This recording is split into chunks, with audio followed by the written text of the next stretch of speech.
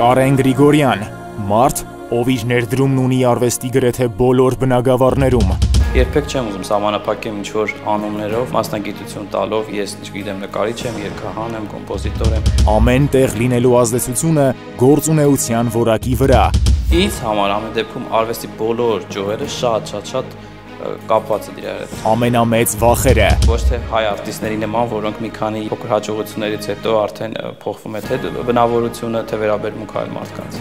Ոճային անհամատեղելիությունը։ Պարզապես կարող եմ մի բառով անվանել, ես հավանաբար երիտասարդ արվեստագետ եմ։ Վերադարձա, որովհետև ոչ թե նրա համար, որովհետև չստացվեց